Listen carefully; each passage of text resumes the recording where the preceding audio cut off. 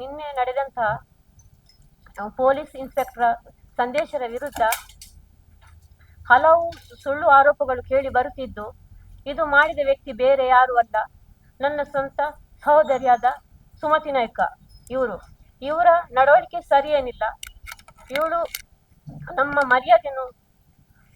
ಮರ್ಯಾದೆ ತೆಗಿತಾ ಬರ್ತಾ ಇದ್ದಾಳೆ. ಸಮಾಜದಲ್ಲಿ ಬದುಕಲು ನನಗೆ ತುಂಬಾ ಕಷ್ಟವಾಗುತ್ತಿದೆ. ಈ ಸಂದೇಶದ ವಿರುದ್ಧ ಇವಳು ಸುಳ್ಳು ಆರೋಪಗಳನ್ನು ಮಾಡುತ್ತಿದ್ದು ನಿಜವಾಗಿ ಇದು ಸುಳ್ಳಾಗಿದೆ. ಇವಳು ಮಡಿವಾಳ ಪೊಲೀಸ್ ಠಾಣೆಯಲ್ಲಿ ಒಂದು ಕೇಸ್ ದಾಖಲಾಗಿದೆ. ವೇಶ್ಯಾವಾಟಿಕೆ ದಂಧೆಯಲ್ಲಿ ಇವಳು ಸಿಕ್ಕಾಕೊಂಡಿದ್ದಾಳೆ. ದಾಖಲೆ ಕೂಡ ನನ್ನಲ್ಲಿ ಇದೆ.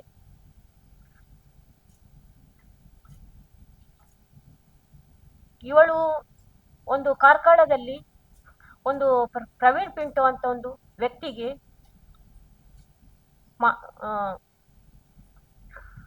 ಪ್ರವೀಣ್ ಪಿಂಟು ಎಂಬ ವ್ಯಕ್ತಿಗೆ ಚಪ್ಪಲಿಂದ ಹೊಡೆದು ಗೌರ್ಮೆಂಟ್ ಹಾಸ್ಪಿಟಲ್ ಅಲ್ಲಿ ಅಡ್ಮಿಟ್ ಆಗಿ ಸರ್ಟಿಫಿಕೇಟ್ ಅನ್ನು ಹಿಡ್ಕೊಂಡು ಆ ವ್ಯಕ್ತಿ ನನಗೆ ಹೊಡೆದಿದ್ದಾರೆ, ಮಾನನಷ್ಟ ಕೇಸ್ ಹಾಕಿ ಅವರ ಕೈಯಿಂದ 3 ಲಕ್ಷ ರೂಪಾಯಿಯನ್ನು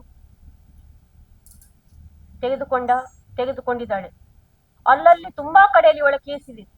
ಒಂದು ಕಡೆಯಲ್ಲ, ಮಂಗಳೂರಲ್ಲಿ, ಮೂಡ್ಬಿದ್ರೆಯಲ್ಲಿ, ವೇಣೂರಲ್ಲಿ, ಕಾರ್ಕಳದಲ್ಲಿ, ಎಲ್ಲಾ ಕಡೆಯಲ್ಲಿ ಇಂಥದೇ ಕೆಲಸ ಮಾಡ್ತಾ ಇದ್ದಾಳೆ ಅವಳು.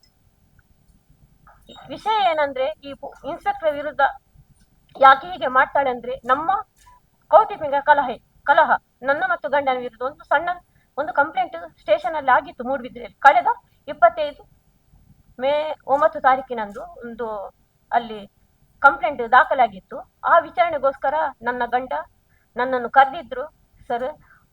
ಆ ವೇಳೆ ನಾನು ಹೋಗಿದ್ದೆವು. ಆಗ ಇವಳಿಗೆ ಬರುವ ಅವಶ್ಯಕತೆ ಇರಲಿಲ್ಲ. ಆದ್ರೂ ಇವಳು ನನ್ನ ಗಂಡನ ಎತ್ತಿಕೊಟ್ಟು ಬಂದಿದ್ದಾಳೆ. ಬಂದು ಅಲ್ಲಿ ಕಾನ್ಸ್ಟೇಬಲ್ ವಿಚಾರಣೆ ಮಾಡ್ತಾ ಇದ್ರು. ವಿಚಾರಣೆ ಮಾಡುವಾಗ, ಯಾಕಮ್ಮಿ ಹೀಗೆಲ್ಲ ಮಾಡ್ತಿ, ನಿನ್ನ ಅಕ್ಕ ಅಲ್ವಾ, ನಿನ್ನ ಅಕ್ಕನ್ಗೆ ಯಾಕೆ ಹೀಗೆ ದ್ರೋಹ ಮಾಡ್ತಿ, ನೀವು ಒಳ್ಳೇದ್ರಲ್ಲಿ ಇರಿ ಅಂತ ಸಮಾಧಾನ ಮಾಡ್ತಾನೆ ಇದ್ರು. ಆದ್ರೂ ಇವರು ಅಲ್ಲಿ ಕೇಳ್ತಾ ಇರ್ಲಿಲ್ಲ, ರಂಪಟ ಮಾಡ್ತಾನೆ ಇದ್ರು. 6 ಗಂಟೆ ಹೊತ್ತಿಗೆ ನಮ್ಮ ಇನ್ಸ್ಪೆಕ್ಟರ್ ಸಂದೇಶ್ವರವರು ಸ್ಟೇಷನ್ಗೆ ಬರುವಾಗ ಇವಳ ಬೊಬ್ಬೆ ಕೇಳ್ತದೆ. ಬೊಬ್ಬೆ ಕೇಳಿದಕ್ಕೆ ಕೇಳ್ತಾರೆ, ಯಾರಮ್ಮ ಅವಳು ಬೊಬ್ಬೆ ಹಾಕುದು ಹಾಗೆ, ಎಂತ ವಿಷಯ ಅಮ್ಮ ಕೇಳಿ.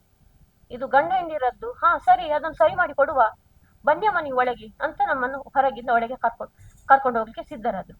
ಆ ಟೈಮಲ್ಲಿ ಇವಳು ಎಂತ ಮಾಡಿದ್ರು, ಹೋಗ್ಬೇಡಿ, ಎಲ್ಲಿಗೆ ನೀವು ಕರ್ಕೊಂಡು ಹೋಗುದು, ನೀವು ನ್ಯಾಯ ಇಲ್ಲೇ ಸರಿ ಮಾಡಿ ಕೊಡ್ಬೇಕು, ಭಾವನನ್ನು ಎಲ್ಲಿಗೆ ಕರ್ಕೊಂಡು ಹೋಗುದು, ನೀವು ಸರಿ ಮಾಡಿಕೊಂಡು ಸಿದ್ದರಾಮಯ್ಯನಲ್ಲಿ ಹೇಳ್ತೇನೆ, ಎಲ್ಲ ರಾಜಕಾರಣಿಯವರೆಲ್ಲ ಹೆಸರುಗಳನ್ನು ಹೇಳ್ತಾ ಅವರ ಹತ್ರ ಧಮ್ಕಿಯಲ್ಲಿ ಬೊಬ್ಬೆಯಲ್ಲಿ ಇದು ಮಾಡ್ತಿದ್ರು. ಆಗ ಸರ್ ಹೇಳಿದ್ರು, ಸುಮ್ಮನಿರಮ್ಮ, ನಿನ್ನ ತಂಗಿ ನಿನ್ನ ಅಕ್ಕನಿಗೆ ನೀನು ಯಾಕೆ ಹೀಗೆಲ್ಲ ಮಾಡ್ತಿ, ಹಿಂಸೆ ಎಲ್ಲ ಕೊಡ್ತಿ, ಅದು ಗಂಡ ಹೆಂಡತಿ ಒಳ್ಳೇದಾದ್ರೆ ನಿಮ್ಗೆ ಒಳ್ಳೇದಲ್ವಾ ಅಂತೇಳಿ ಅವ್ರು ನಮ್ಮ ಒಳ್ಳೇದಕ್ಕೆ ಬಂದಿದ್ರು. ಅಷ್ಟಾಗುವಾಗ ಅವಳ ಮಗ ವಿಡಿಯೋ ಮಾಡಿದ. ವಿಡಿಯೋ ಮಾಡುವಾಗ ಸರ್ ಏನಂದ್ರು, ಅವನ ಕೈಯಿಂದ ಸ್ಟೇಷನ್ ಅಲ್ಲಿ ವಿಡಿಯೋ ಮಾಡೋ ಅವಶ್ಯಕತೆ ಇಲ್ಲ, ಅದು ಮೊಬೈಲ್ ತಕೊಳ್ಳಿ ಅಂತ ಹೇಳಿ ಪೊಲೀಸ್ನವ್ರಿಗೆ ಹೇಳಿದ್ರು. ಪೊಲೀಸ್ನವರು ಮೊಬೈಲ್ ತಗೊಳ್ಳಿಕ್ಕೆ ಹೋಗುವಾಗ ಎಂತಾಯ್ತು, ಇವಳು ಚಪ್ಪಲಿಂದ ಪೊಲೀಸಿಗೆ ತೆಗ್ಲು. ಚಪ್ಪಲಿ ತೆಗೆಯುವಾಗ ಅವಳ ಮಗ ಎಂತ ಮಾಡಿದ, ನಾನು ಹೇಳಿದ ಅವಾಗ, ಸರ್ ಅವಳು ವೇಶ್ಯಾವಾಟಿಕೆ ದಂಧೆ, ಅವಳು ಸರಿ ಇಲ್ಲ ಸರ್, ಎಲ್ಲರಿಗೆ ಹೊಡೆಯುದು ಒಂದೇ ಕೆಲಸ ಇವಳದು, ಆದ್ರೆ ಸರ್ ದಯವಿಟ್ಟು ಸರ್ ಅವಳಿಗೆ ಏನಾದ್ರೂ ಮಾಡಿ ಸರ್ ಅಂತ ನಾನು ಹೇಳುವಾಗ ಅವಳ ಮಗ ಬಂದು ನನಗೆ ಹೊಡಿಲಿಕ್ಕೆ ಬಂದ. ಮಗ ಹೊಡಿಲಿಕ್ಕೆ ಬರುವಾಗ ಆ ಇನ್ಸ್ಪೆಕ್ಟರ್ ಏನ್ ಮಾಡಿದ್ರು, ಇವನನ್ನು ತಡೆದು 2 ಪೆಟ್ಟು ಕೊಟ್ಟು ರೂಮಲ್ಲಿ ಒಳಗೆ ಕೂರಿಸಿದ್ರು. ಅದೇ ಗ್ರೆಜ್ಜಿನ ನನ್ನ ಮಗನಿಗೆ ಹೊಡೆದ್ರೆಂಬ ಗ್ರೆಜ್ಜಿನಿಂದ ಅವಳು 1 ವರ್ಷದಿಂದ ಆ ಇನ್ಸ್ಪೆಕ್ಟರ್ಗೆ ಇಲ್ಲ ಸಲ್ಲದ ಆರೋಪಗಳನ್ನು ಮಾಡಿಕೊಂಡು 1 ವರ್ಷದಿಂದ ಅವರನ್ನು ಅಧಿಕಾರದಿಂದ ಕೆಳಗೆ ಇಳಿಸ್ಬೇಕಂತ ಒಂದು ಹಠದಿಂದ ಅವಳು ಹೀಗೆಲ್ಲ ಮಾಡ್ತಿದ್ದಾಳೆ. ಇದು ನಿಜವಾಗಿ ಸುಳ್ಳು. ಆ ಇನ್ಸ್ಪೆಕ್ಟರ್ ನಮ್ಮ ಈ ಜಂಜಾಟದಲ್ಲಿ, ನಮ್ಮ ತಂಗಿ ಮತ್ತು ಅಕ್ಕನ ಗಲಾಟೆಯಲ್ಲಿ ಅವರು ನ್ಯಾಯ ಕೊಡಿಸಲಿಕ್ಕೆ ಬಂದದ್ದೇ ತಪ್ಪ. ಅವರು ನ್ಯಾಯ ಕೊಡಿಸಿ ಬಂದದಕ್ಕೆಲ್ಲ ಹೀಗೆಲ್ಲ ಮಾಡಿದ್ರೆ ಯಾವ ನ್ಯಾಯ ಸರ್? ಏನಾದ್ರೂ ಮಾಡಿ ಅವಳಿಗೆ ಎಂತಾದ್ರೂ ಮಾಡಿ ಸರ್, ಒಂದು ನ್ಯಾಯ ನನಗೆ ಕೊಡಿಸಲೇಬೇಕು.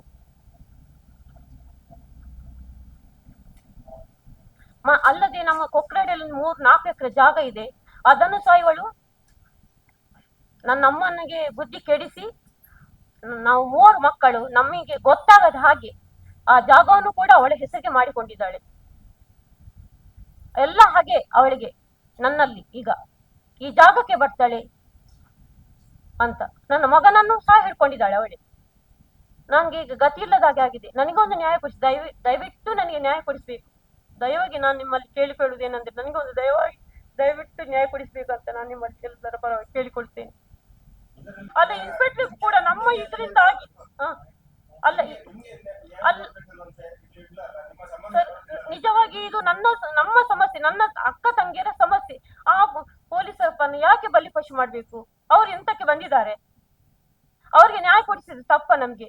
ಅಲ್ಲಲ್ಲ ಅಲ್ಲ, ಅವಳು ಹಿಡ್ಕೊಂಡು ನನ್ನ ಮಗನನ್ನು ಹಿಡ್ಕೊಂಡು ಎಲ್ಲ ಸಲದ ಆರೋಪಗಳು ಅಲ್ಲಲ್ಲಿ ಕೇಸ್ ಮಾಡ್ತಾ ಇದ್ದ ನನ್ನ ಮೇಲೆ, ಆ ಇನ್ಸ್ಪೆಕ್ಟರ್ ಮೇಲೆ ಮಾಡ್ತಾ ಇದ್ದಾಳೆ. ಅದಕ್ಕೊಂದು ಎಂತಾದ್ರೂ ಕಡಿವಾಣ ಹಾಕ್ಲಿಕ್ಕೆ 1 ವರ್ಷದಿಂದ ಮಾಡ್ತಿದ್ದಾಳೆ. ನಾನು ಕುಗ್ಗಿ ಹೋಗಿದ್ದೀನಿ ಅವಳಿಂದಾಗಿ. ಸಮಾಜದಲ್ಲಿ ತಲೆ ಎತ್ತಲಿಕ್ಕಿಲ್ಲ ನನ್ಗೆ. ಆ ರೀತಿ ಮಾಡಿದಾಳೆ ಅವಳು. ಗಂಡ ನನ್ನೊಟ್ಟಿಗೆ ಇದ್ದಾರೆ, ಮಗ ಅಲ್ಲಿದ್ದಾನೆ. ಗಂಡ 3 ತಿಂಗಳು ಅವಳೊಟ್ಟಿಗೆ ಇದ್ದು ಅವಳ ನಡವಳಿಕೆ ಚರಿತ್ರೆಯನ್ನು ನೋಡಿ ಅವ್ರು ಹೆದರಿಸಿ ಓಡಿ ಬಂದಿದ್ದಾರೆ. ಅಲ್ಲಿ ಇಲ್ಲ ಸ್ಥಳದ ಘಟನೆ ನಡೆದು ಹೋಗಿದೆ. ಅಲ್ಲಿ ಮಗ ಅವಳೊಟ್ಟಿಗಿದ್ದಾನೆ. ಇಲ್ಲ ಸರ್, 17 ವರ್ಷದ ಹುಡುಗ. ಮದುವೆಯಾಗಿ ಗಂಡ ತೀರ್ ಹೋಗಿದ್ದಾನೆ. ಅವಳಿಗೆ ಇದೇ ವಹಿವಾಟು. ಅವಳು ಜಾಗದಲ್ಲಿ ಗಂಧದ ಮರ ಇಟ್ಟಿದ್ದಾಳೆ. ಒಂದು 75 ಲಕ್ಷದ ಮನೆ ಕಟ್ಟಿದ್ದಾಳೆ. ಅದು ಅವಳಿಗೆ ನಿಜವಾಗಿ ಸ್ವಂತ ಕೆಲಸ ಏನಿಲ್ಲ. ಅವಳು ಎಲ್ಲಿಂದ ಹಣ ಬರ್ತದೆ ಎಲ್ಲ ವಿಚಾರಣೆ ಮಾಡ್ಬೇಕು.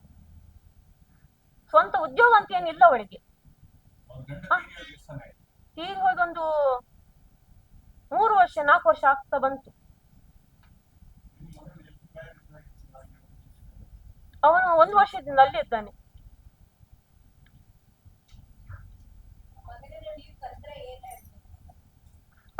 ಅವಳಿಗೆ ಬೇಕಾದಾಗೆ ಕೊಡ್ತಾಳಲ್ಲಿ. ನನ್ನಲ್ಲಿ ಹಣ ಇಲ್ಲ. ನಾನು ಬಟ್ಟೆ ಅಂಗಡಿಯಲ್ಲಿ ದುಡ್ಡು ಕೆಲಸ ಮಾಡುದು. ನನಗೊಂದು 10-12 ಸಾವಿರ ಸಂಬಳ ಬರ್ತದೆ. ಹೌದು. ಮಗನನ್ನು ಕರ್ಕೊಂಡು ಬರ್ಲಿಕ್ಕೆ ಮಗ ಕೇಳಲಿಲ್ಲಲ್ಲ, ಬರುದಿಲ್ಲ ಅಂತ ಹೇಳಿ. ಇವಳು ಹೋಗ್ಲಿಕ್ಕೆ ಬಿಡ್ಲಿಲ್ಲಲ್ಲ ಮೇಡಮ್. ಏನ್ ಮಾಡುದು? ಇವರಿಗೆ ಹೇಳ್ಕೊಂಡು ಬರುವಷ್ಟು ಇವರಿಗೆ ಧೈರ್ಯ ಇಲ್ಲ. ಅಂದ್ರೆ ಅವರು ಹುಷಾರಿಲ್ಲದ ಹಾಗೆ ಆಗಿದ್ದಾರೆ. ಒಂದು ಸೈಡ್ ಹೋಗಿತ್ತು ಅವರಿಗೆ ಕಳೆದ 24 ಡಿಸೆಂಬರ್ ಅಲ್ಲಿ.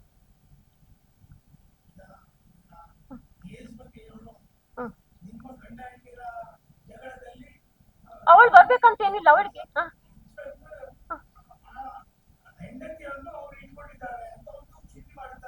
ಹೌದು, ಅದು ಹೌದೇ. ಅವಳು 3-4 ತಿಂಗಳ ತನಕ ಅಲ್ಲೇ ಇದ್ರು. ಬಿಡ್ಲೇ ಇಲ್ಲ ಅವಳು ಹೋಗ್ಲಿಕ್ಕೆ ಬರ್ಲಿಕ್ಕೆ ನನ್ನ ಗಂಡನ್ಗೆ. ಇನ್ಸ್ಪೆಕ್ಟರ್ ಬಗ್ಗೆ ಅಪವಾದ ನನ್ನ ಮೇಲೆ, ನನ್ನ ಕೇಸಿಗೆ ಅವರು ಇದು ಮಾಡಿದ್ದಾರೆ. ಏನು, ಅವರಲ್ಲಿ ಇದು ತನಿಖೆ ಮಾಡ್ತಾ ಇದ್ದಾರೆ. ಅದಕ್ಕೋಸ್ಕರ ಅವರ ಮೇಲೆ ಹಾಗೆ ಅವರನ್ನು ಕೆಳಗಿಳಿಸ್ಬೇಕಂತ ಹೇಳಿ ಅಷ್ಟೇ, ಮತ್ತೇನಿಲ್ಲ. ಅವರು ಏನು ಮಾಡಿಲ್ಲ, ಒಳ್ಳೆ ಮನುಷ್ಯರೇ ಅವರು. ಆ ಅಪವಾದ ಸುಳ್ಳು. ಅವರು ಏನು ಮಾಡಿಲ್ಲ. ಅವರು ನಮಗೆ ನ್ಯಾಯ ಕೊಡಿಸಿದ ತಪ್ಪ.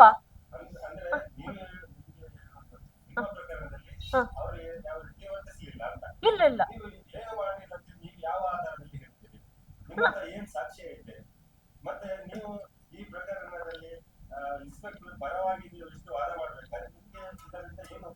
ಸರ್ ನನಗೆ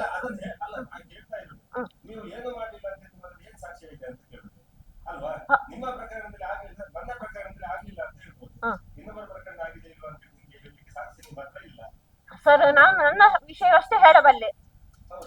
ನನ್ನ ವಿಷಯ ಮಾತ್ರ ಹೇಳಬಲ್ಲೆ, ಬೇರೆ ವಿಷಯಕ್ಕೆ ನಾನು ಹೋಗುದಿಲ್ಲ. ನನ್ನ ತಂಗಿ ಅಂತೂ ಸರಿ ಇಲ್ಲ. ಆ ಸಂತ್ರಸ್ತೆಯರ ಇಬ್ಬರನ್ನು ಹಿಡ್ಕೊಂಡು, ಇವಳ ಗ್ರೆಜ್ಜನ್ನು ಅವರನ್ನು ಹಿಡ್ಕೊಂಡು ಬೆಂಗಳೂರಲ್ಲಿ ಈ ರೀತಿ ಎಲ್ಲ ಮಾಡ್ತಿದ್ದಾಳೆ. ಸರ್, ಅದು ನನಗೆ ಗೊತ್ತಿಲ್ಲ. ಅದು ಸಂತ್ರಸ್ತೆ ಬೇರೆ.